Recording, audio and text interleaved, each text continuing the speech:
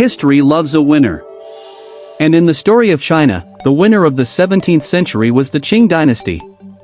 For nearly 300 years, the Manchus ruled over the Han majority, forcing every single man to shave his forehead and wear a long braid, the queue, under penalty of death. Like you cut, G. They conquered Tibet, expanded the borders to what we see today, and eventually, presided over the disastrous century of humiliation when Western gunboats came knocking.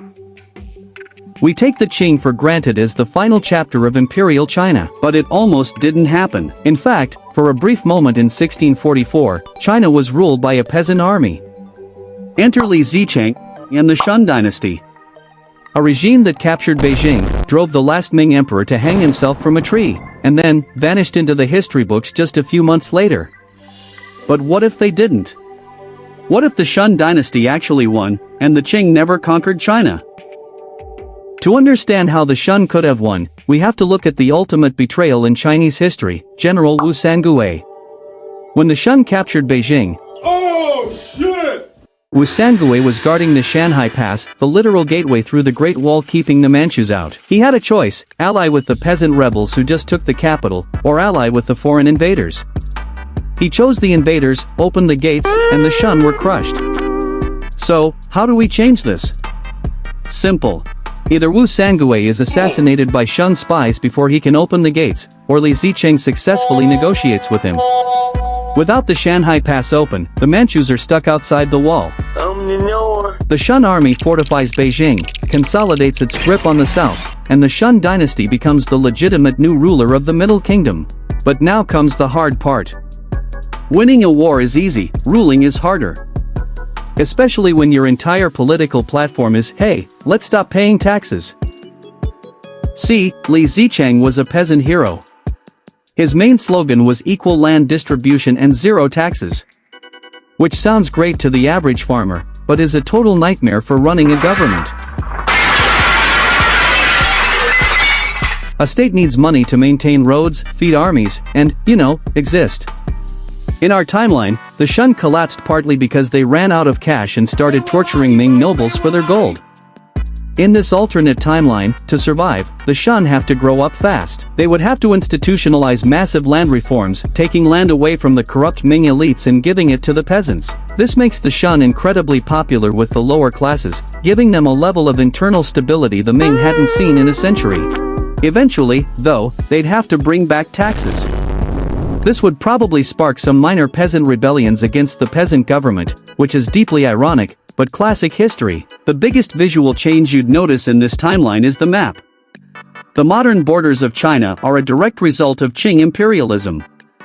The Manchus were from the steppes, so they easily integrated Mongolia, Xinjiang, and Tibet into their empire. The Shun, however, were Han Chinese. Their focus was inward, on the agricultural heartland. A Shun China would be much smaller geostrategically. Tibet, Xinjiang, and Mongolia likely remain independent nations well into the modern era. This also means the Manchus stay trapped in Manchuria, and without a strong Qing empire to fight them off, the expanding Russian Empire pushes into Vladivostok and Manchuria centuries ahead of schedule.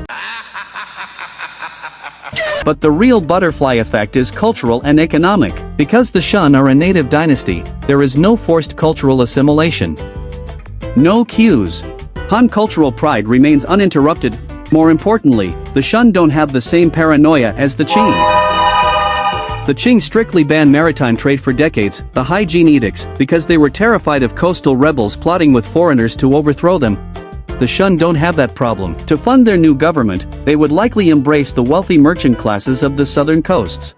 Instead of shutting down ports, China becomes a massive trading hub, interacting heavily with Spanish, Dutch, and British merchants.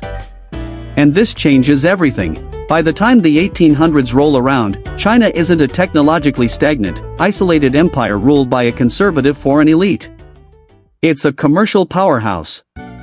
When Western industrial technology arrives, a Han-dominated merchant class would be free to adopt, copy, and buy Western firearms and steam engines. Instead of the Opium Wars and the century of humiliation, China likely undergoes a rapid modernization, much like Meiji-era Japan did in our timeline. But it's not all sunshine and rainbows. While China is busy building factories, a massive threat is looming in the north. The Russian Bear. Without a strong Qing empire to hold the northern steppes, the Russian Empire pushes deep into Manchuria. In the 1860s, this sparks the Sino-Russian border wars. It's a brutal, bloody, industrialized conflict along the Amur River. China manages to hold the line, but they permanently lose their outer northern territories to Moscow. And this creates a bitter, generational rivalry that sets up the next century. Fast forward to 1914. World War I erupts in Europe. In our timeline, China was barely a footnote in the war. But in this timeline? China is a global superpower with a massive, modernized army and a burning hatred for Russia. To strike at their old enemy, the Shun dynasty aligns with Germany and the Central Powers.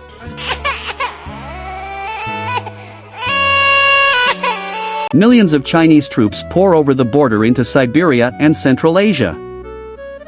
The Russian military, already struggling against Germany in the west, completely collapses under the weight of a two-front war. The Russian Revolution doesn't happen in 1917, it happens in 1915, completely breaking the Entente and fundamentally altering World War I. But the biggest butterfly effect of this successful, wealthy China? Communism never takes off in Asia. Think about it. Marxism gained traction in China because the country was poor, humiliated, and desperate for a radical change. In this timeline, the Chinese people are wealthy, proud, and living through a golden age. There is no Mao Zedong. There is no great leap forward. There is no cultural revolution. Instead, the Shun dynasty gracefully transitions into a stable, constitutional monarchy, or a wealthy republic run by industrial elites, and because China is strong, Japan never invades in the 1930s.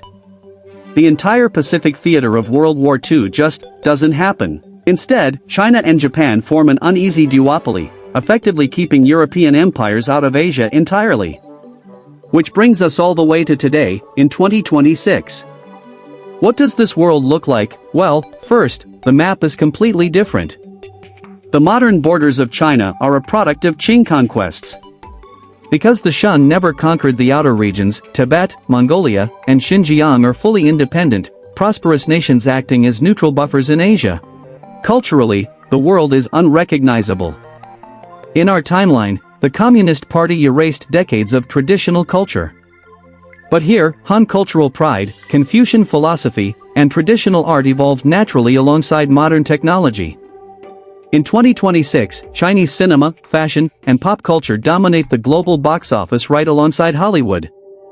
Geopolitically, we aren't living in a tense US versus China Cold War.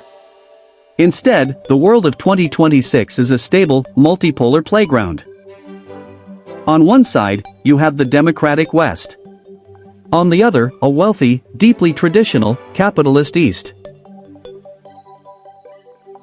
It's crazy to think how a single general opening a gate in 1644 set off a chain reaction that resulted in centuries of warfare and suffering for China. Without the Qing, the world might have had a smaller China, but it would have been a global hyperpower long before the West ever caught up. But what do you think? Would a democratic West and a royalist East get along in 2026, or would they eventually clash? Let me know in the comments below. Thank you for watching this video. I hope you enjoyed it. If you did, make sure to leave a like and subscribe, and see you next time. Bye.